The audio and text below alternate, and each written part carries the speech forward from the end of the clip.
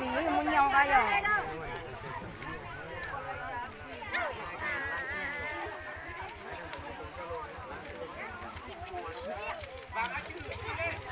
Nó mất rồi gì đây rồi.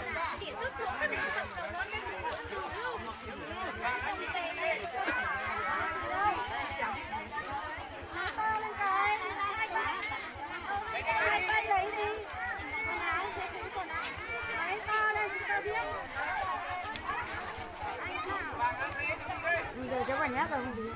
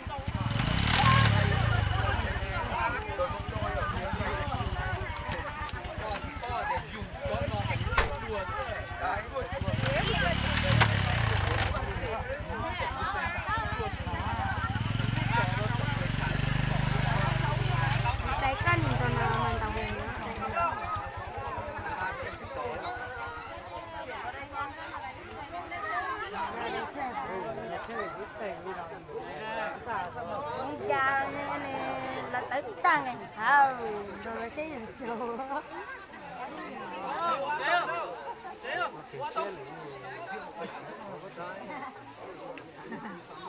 Không có lại có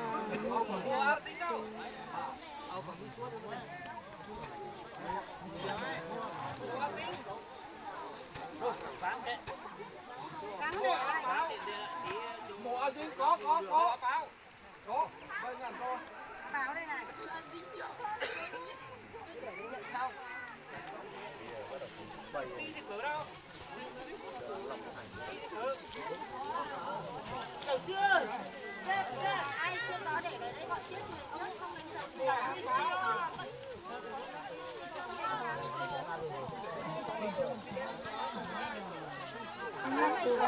cái xí đây à? áo nhiều lắm cô ạ.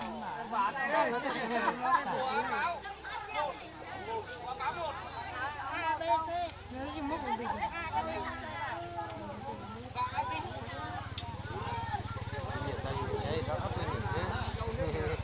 Đó là đòn bè à? Đòn bè cái gì? Bụi chi to đó. Đúng không trời. Là đòn cái bè tao lên cái chân cái kia.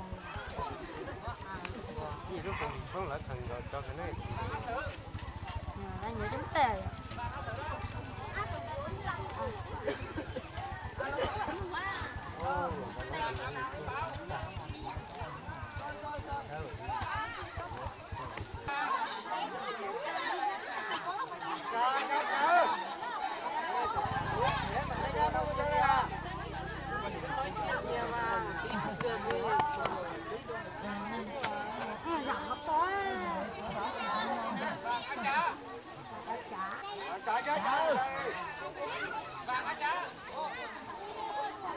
Đó là tụi quá.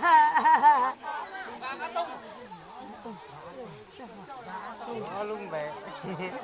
Lá hơi tay rồi, cái gì? Anh nhân tấu.